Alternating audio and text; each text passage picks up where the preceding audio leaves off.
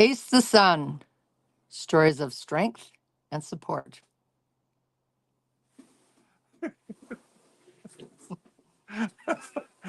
From out on the edge of civilization. That is a nice coat. Mm-hmm. Mm-hmm. Someday I want to wear that coat. We can.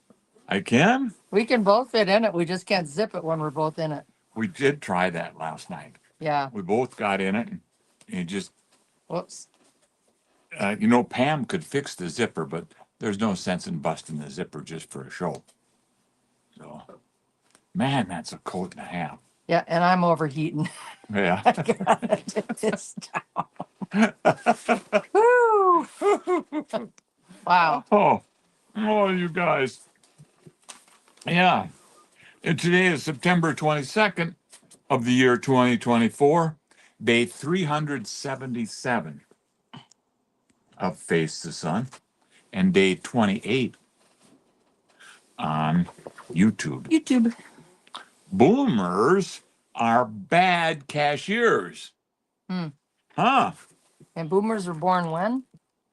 I can show you that. I put that in the back here. Yeah, I'm getting to it. Oh, yeah. Oh, I thought it was. Oh, it's in the back there. Yeah, it is. Hmm. Yeah. So the weather right now here in Watertown, it's 30 degrees. Yeah. I was way off. Whoops. The new trend in Christmas trees, we'll talk about that tonight. Oh, there's a trend? Yeah, there's a new trend in Christmas trees. Hi, Randy. And stories from the police log.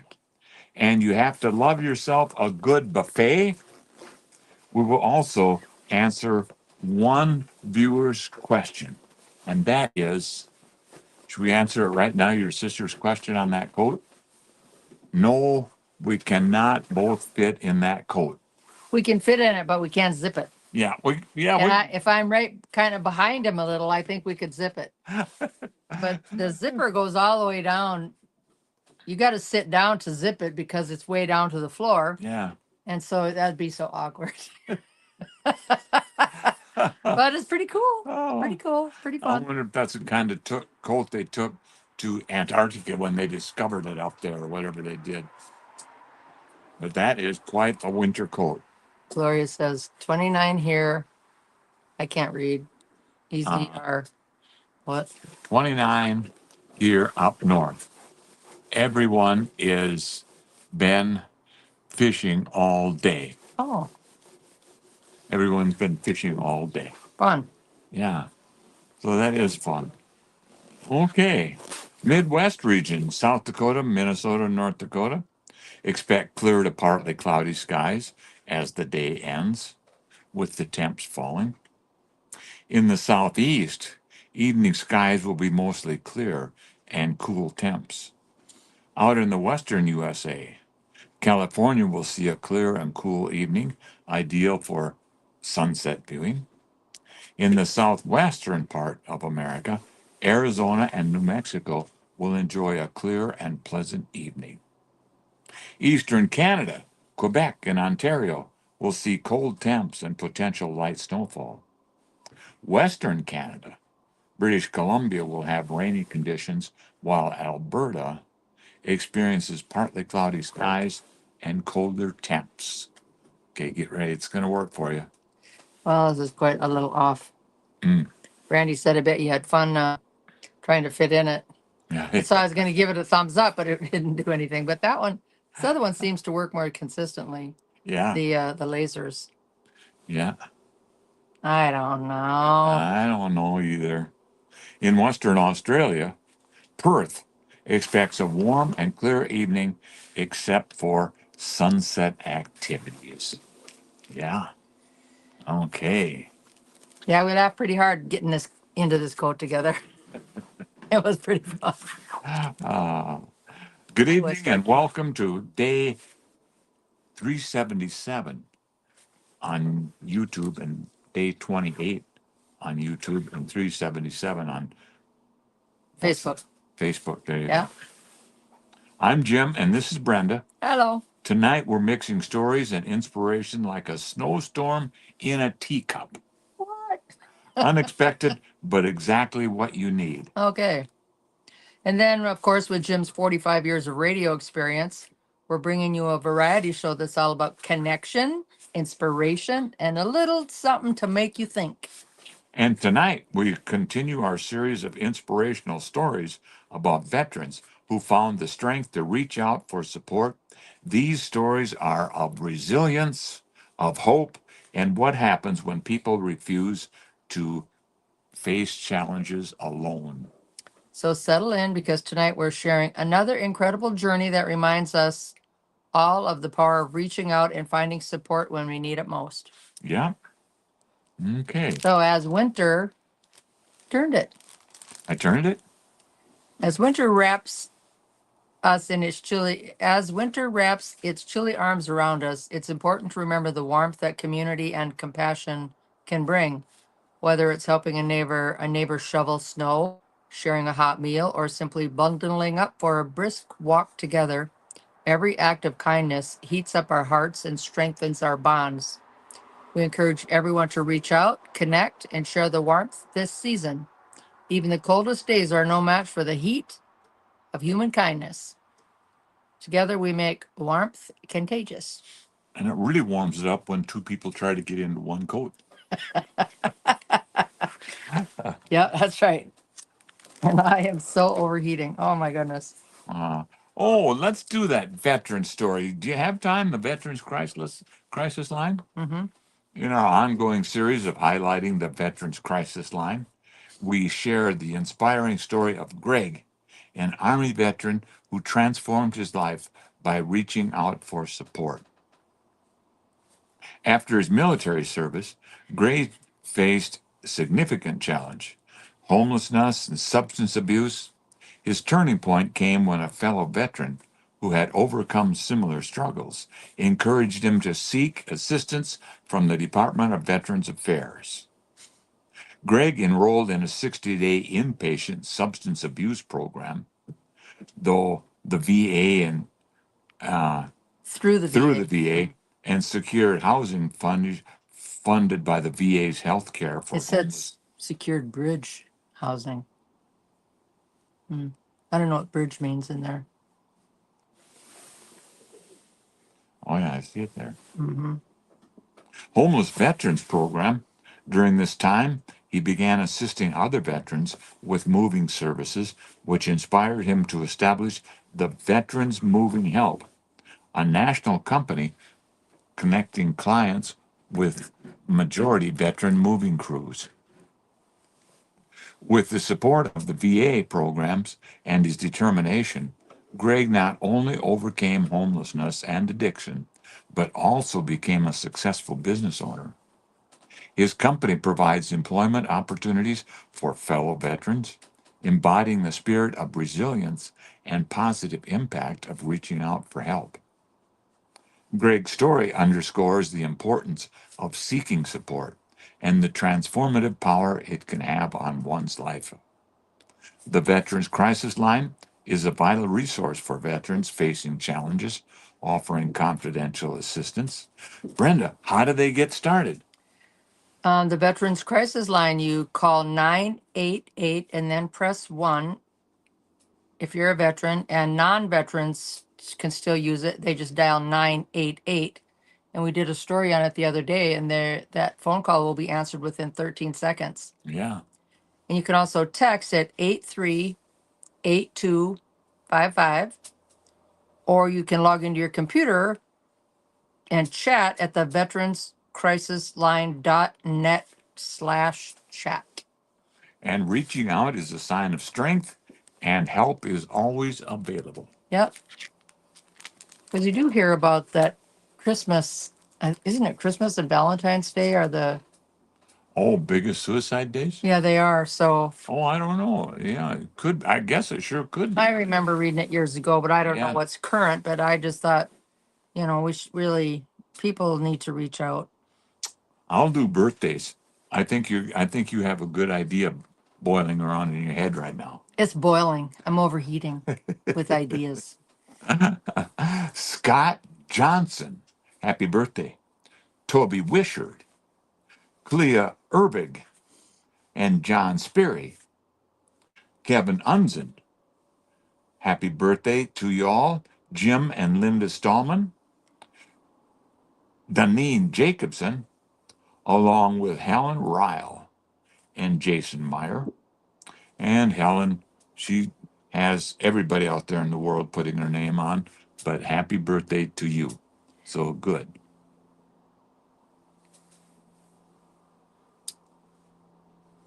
Well, this says contrary to popular belief, suicide rates are not highest in winter, but Oh. peak during late spring and early summer, Oh, particularly in April, May, and June. December typically has the lowest rates. Oh, this seasonal pattern may be linked to increased energy in warmer months, enable individuals to act on suicidal thoughts. Oh, yeah. I'm glad this has been updated. I'm glad you looked that up. Mm-hmm. Yeah. Did I tell you in the house before we came out that boomers make terrible cashiers? Mm-hmm. Did I tell you that? You know why? No. They're afraid of change. Well, that's why I was wondering what year are boomers. We've always had it in here. Must have got covered up back here. I think it is back there. No. Bummer. Oh. I don't know. This is one little simple book, hardly any pages in it, Mm-hmm. and we've lost it. Yeah. I don't know. I mean, I thought we had a stroke of genius going there when we It must be made that covered up. sheet. It must be covered up. Oh, it sure could be. So hi, Wes Torkey Sr. Hi, Wes. Randy Regals, Ricky Regals, and Karen Tyler. You know, I can't see very good without my glasses. So Randy Isler's back in the neighborhood, huh? That's what it looks like. Yeah. Have fun. Each of us trying to fit into that coat. Yeah, okay. It was fun. It's a size 4X. Yeah. So if it was a 5, we'd be sitting in it together. Randy's a boomer. So then I must be a boomer and you must be a boomer. I'm definitely a boomer. Well, Brandy and I were both born in 55. Oh, yeah. Yeah. Yeah. A Manhattan resident. Here we go with more crazy crook stories. Mm. A Manhattan resident has pled guilty to helping establish a secret police station in New York City on behalf of the Chinese government. Chen Jinping, 60, entered the guilty plea on a single count of conspiracy to act as an agent of a foreign government in Brooklyn. He was in federal court on that one. Matthew Olson, an assistant attorney general in the U.S. Department of Justice, said Chen admitted in a court to his role in audaciously establishing an undeclared police station in Manhattan and attempting to conceal the effort when approached by the FBI. This illegal police station was not opened in the interest of public safety, but to further the nefarious and repressive aims of the People's Republic of China in direct violation of American sovereignty. He said, referring to the People's Republic of China, China is believed to be operating such secret police outposts in North America, in Europe, and other places where there are Chinese groups. The country, however, has denied that they're police stations, saying that they exist mainly to provide citizen services such as renewing driver's licenses and giving directions to McDonald's. I mean, how much more innocent can you be than that? He says boomers are from 1966 to, I can't read it. What does it say? Oh, let me look. 1966 to 1964. My cousin Karen says he's a boomer. 1945 to 1964. Oh, okay. I was going to say, Or boomers. We don't like change. we don't like change. I put all my change in a coffee can. Yeah, and it's heavy. And it is heavy. Yeah. Okay. Here's we're really on boomers tonight for some reason. Of the top 10 cities baby boomers have moved to, more than half belong to one state in particular. The team at Smart Asset wanted to know where in the U.S. are the baby boomers moving. So they ranked 267 of America's largest cities based on the share of those people 55 to 74 years old Hmm. who relocated in 2023. So boomers are only from 55 to 74? No, I can't read it. It's here, 45 to 64, 1945 No, this is age wise. So you're a boomer if you're 55 to 74, I guess. I don't know. in 2023. In 2020. Oh, yeah, that's true. Florida cities dominated the top 10 destinations for boomers. Palm Coast was the most popular city in the study, with baby boomer transplants making up 3.69% of the population in 2023. Hmm. Cape Coral, Florida, the second highest ranking spot overall, saw a 3.12%, and boomers also made up a considerable share of the residents in the Florida city of Pompano Beach. There's 3.7 in there. Clearwater, Florida has 3%, Fort Lauderdale 2.75% boomers, Gainesville 2.75%, and Palm Bay has 2.70% boomers. Third place went to Scottsdale, Arizona, where baby boomers moving into the city made up 3.11% of the population. Of the most popular destinations for baby boomers, Las Cruces, New Mexico had the lowest median housing costs at $960 a month. Lakeland, Florida followed behind with monthly costs of $1,205 a month. Hmm. Hmm. Yeah. Yeah, that's true. My mind is like an internet browser. My mind is like an internet browser. At least 19, at least 19 windows open, and 3 of them are frozen. And I have no clue where the music is coming from. There's at least 19 windows open, Yeah, 3 of them are frozen, and where's that music coming from? you do wonder that on the computers, even on the cell phone. Yeah. I can't get some of those things to shut the music off or the Oh, talking. I have to shut yeah. my phone completely down. Yeah. I just can't find it to turn that sucker off. I don't know where it is. Wow. It it does drive you crazy. Yeah. Yeah. That is kind of fun. Oh, Christmas trees. Oh, Christmas tree, Oh, Christmas tree. how beauty is thy. You know, we got a little hangy uppy thing to hang up the wreath Oh, that Donna gave us. oh, yeah. I can't find my hangy uppy thing, Donna. I bet I know where it is. I thought I knew exactly where. I thought I could walk right to it.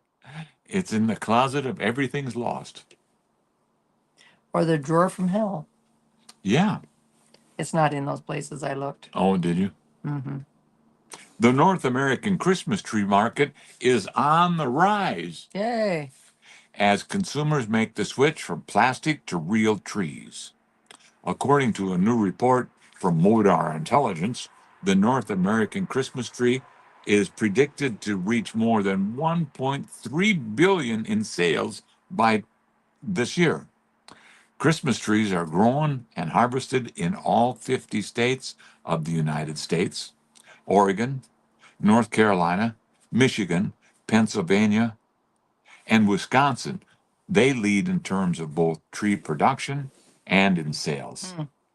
There are more than 100 million people who put a tree in their home each year, and more than 30 million real trees are sold each year. Many homeowners are swapping the classic plastic tree for more environmentally sustainable options. Hmm. The result is also a savings, as a real tree sells for about $81, while artificial trees retail for about $170. Hmm. Nearly 30 million Americans opt for a real tree each year, with the National Christmas Tree Association reporting that there are more than 15,000 tree farms across the country. Remember that upside down fake tree that I bought? Yeah. It was in that store that jewelry store's in it now. Oh, Riddles. riddles. Yeah. It's Riddles, isn't it? Yeah. Yeah. They're on 212, kind of by Walmart. Oh, in that gift shop that used to be there. Yeah, that was a really cool store. And Yeah, well- they had a big upside down tree, and I wanted a little one. Mm-hmm. It takes up less space when your home is got smaller rooms. And then when we lost my mom, we put that up on a end table in her room in the nursing home. But then presents could go under it in a small space. Yeah, So it was kind of cool. that was cool. Hmm. Artificial trees have now been shown to produce high levels of pollution and post-consumer waste. A real tree needs 7 to 10 years to grow and is disposed of after one season. Real trees, however, can be composted, or disposed of in a more environmentally friendly way. Many real Christmas trees are being converted to biofuel and mulch, which in turn stabilizes the supply during uncertain economic times. Hey, we got. Oh, I missed these people. Oh, Hi, Glenda Johnson and Tim Cordell. What does he say? 1714 Minnesota Vikings over Seattle. Seattle Seahawks. Hotline. What does that say? Huffing. Halftime. Half Huffing time. is huffing time and the something report. There is Sigma alert. I think you could have one. Heck of a party in that. Oh, in that 4X. Yeah, you can Yeah. wear. You can. It's warm and it goes down to like not the floor, but it's pretty far down. Look, it's a perfect winter coat. It's nice. Yeah, and you can put a lot of layers under it. So it's cool. It's cool. Meanwhile, the United States of America is the #1 exporter of live Christmas trees. How do you like that? I like it. Shipped to countries like North America and Asia, Canada, Mexico, Brazil, Russia, Japan, China, and the Philippines. They go all over the world. Across the U.S., nearly a quarter of real trees are purchased from tree farms, while 28% are bought at the chain store lots and 16% from retail lots. It's believed the number of real trees will continue to grow as the millennial population moves toward more sustainable choices. Oh, so the millennials are going to turn their back on artificial trees, huh? And there's stories about people buying a tree and getting home, and it got her all the way home, started to set it up, and a squirrel jumped out of that tree, Really? ran around the house. They opened up the door. He never did find his way back to where he came It's a from. fake tree? No, it was a real Christmas tree. Oh. Oh. Sounds like a Okay. cartoon. I saw it on a cartoon. I have more Troy Van Dusen stories. Okay. Poor Troy. Cruising with Dusen. Cruising with Van Dusen. Oh, cruising with Van Dusen, yeah. Yeah. He used to be a rock and roll disc jockey. And if you didn't know him in those days, well, just let me tell you. You he didn't know. he is a good disc jockey. Mm-hmm. And he did requests on that little 1480. That was a fun station. There was no adult supervision there at all. Perfect. There were supervisors, but none were adults. See, everybody has a mom in their head or a dad. Oh, yeah? What? Yeah. Well, if you can't control yourself, you got to listen to the voices in your head. Oh, okay. Don't turn them down. It's your mom or your dad saying, "Hey, Hey. come on back. Yeah. Knock it off." Ah. Okay, so this drug possession defendant, Christopher Jansen, on trial last March in Pontiac, Michigan, said he had been searched without a warrant. The prosecutor said the officer didn't need a warrant because of a bulge in Christopher's jacket. It could have been a gun. Nonsense, said Christopher, who happened to be wearing the same jacket that day in court. He handed it over so the judge could see it. The judge discovered a packet of cocaine in the pocket Wow. and laughed so hard he required a 5-minute recess to compose himself. Jeez. God darn it. Hmm. Mm-hmm. And then a pair of Michigan robbers entered a record shop and they were nervously waving revolvers around. The first one shouted, "Nobody move!" When his partner moved, he shot him. Oh, jeez. Wow. That guy had fine-tuned reflexes, I'll tell you. Mm. That is crazy. Mm-hmm. I don't think I could get away with going into the store with a gun or anything like that. So, what's this?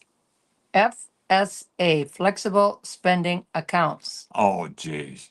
Let you set aside money from your paycheck before taxes to cover a wide range of medical expenses like copays, deductibles, eyeglasses, and other supplies. I'm not a fan of these at all. They are set up through your employer, and individuals can set aside up to $3,300 in these accounts. Figuring out the right amount to set aside can be tricky because it involves forecasting how much you might need to spend. Mm-hmm. And you have to use the money by a certain point or you lose it. That is a bad deal. Health savings accounts, or ASAs, also allow you to set aside money before taxes. The difference is that you won't lose the balance. You can keep the account if you leave your job, and some plans let you take the money with you. So that's a FSA sucks, and the HSA is good. Yeah, yeah. Hmm. HSAs can only be paired with high deductible insurance programs, however. Account holders can distribute several $1,000s each year depending on the type of coverage they have. Hmm. Huh. FSAs work with more types of coverage and they help offer and can be more, and they offer help and can be more immediate. The money you decide to set aside over the course of the year is available right away. Hmm. Mm-hmm. Crime is contagious. Really? Yeah. Hmm. If the government becomes a lawbreaker, Hmm. it breeds contempt for the law. It invites every man to become a law unto himself. Hmm. It invites anarchy. Wow. Who's Louis Brandeis. Brandeis? Brandeis. I think Brandeis, yeah. Deis. He was a Supreme Court judge, I'm thinking, Oh, gee. as I remember. Crime is contagious. That sounds corny. Huh. Uh, okay. Want to talk about buffet? You like buffets? Sure. I like them. But I like going there after like a big group of people come in and they eat it all up and then it's all put out fresh by the time when it's your turn. They're working on that. That's what this story talks about, the way you like buffets. Well, I like it fresh. Yeah. So, And they're really working at that hmm. with new equipment and new attitudes toward the food and people. So, COVID was pretty tough on buffets. And I don't think I have ever gotten my money's worth out of a buffet. Hmm. I mean, I can't eat like 5 plates of food for $20. And I don't think it's meant for that, but it's just meant for a lot of variety. Oh, I just would take like a tablespoon of everything yeah, instead of a plate of everything. yeah. I like mixing stuff together. Hmm. The macaroni salad with something over here and something Oh, over there. I don't mind my food touching. I don't like my food touching. I know that for a fact. And I never touch your food. Ever notice that? No, I don't notice anything. Think back a few years, and you may recall a typical buffet experience. Long lines, a variety of food that wasn't always kept at the proper temp, Hmm. and a setup that often felt like it was hectic. People coming from every direction. It's true, buffets were once known for their quantity and not so much for their quality. The good news is buffet restaurants have now focused on delivering aesthetic displays and promoting an overall positive dining experience. Hmm. Yes, the modern buffet is transformed, driven by advanced buffet equipment and focuses on efficiency Hmm. and cleanliness and presentation. But buffets are shifting from their previous model of long lines and inconsistent food temps. The focus has moved from pure quantity to creating a more curated, high quality dining environment. What is Rick Crony saying? I can't read it. Okay, I'll read it. Loves Live. was Ike's was awesome. Ike's. Yeah, Ike's was awesome. Yeah, that was a buffet and a half there, boy. It was. That Yeah, I was agree. good. Yeah. Yeah. Back somehow we ended up there. The sheriff's son was in my class and he got his dad's car and we went to Ike's Chicken Shack in the sheriff's car. Fun. I don't know if everybody from Browns Valley got their first official paying job at Ike's Chicken Shack. Oh yeah, sure Coulda. could have. I think all my sisters did too. Yeah. How about you, Rick? Did you work there your two? Agars didn't work there because the Agars had the Coliseum and they had the Oh.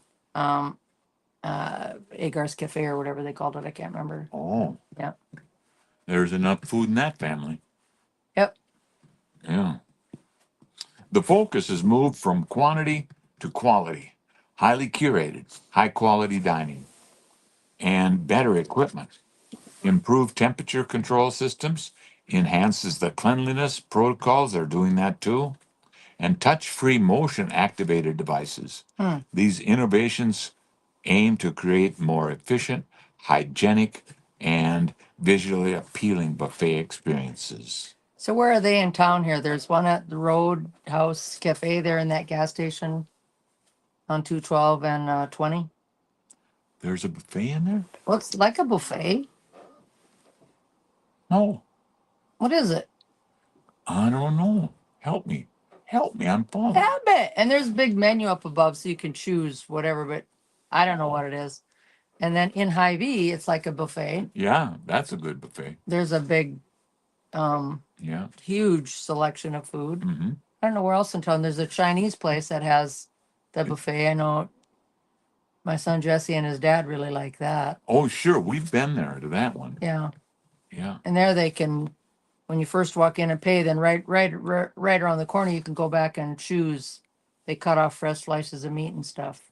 Oh, That's pretty close to Walmart, that one, isn't it? yeah. Yeah.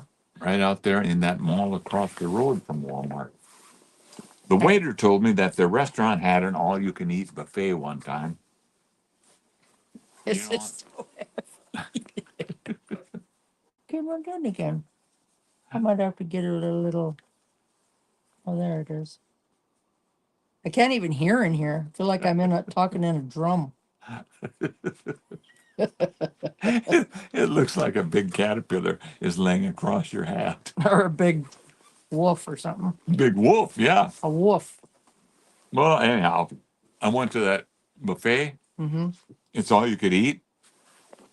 You know, by the time I was done, I couldn't ask for more. I think you're telling me something that I should be laughing at, but I'm not sure. Am I supposed to laugh? I don't know. I'm gonna take up the whole picture here with me in my coat. With her new pet coat. Ivy Stop There buffet. Oh, No way. but what is it?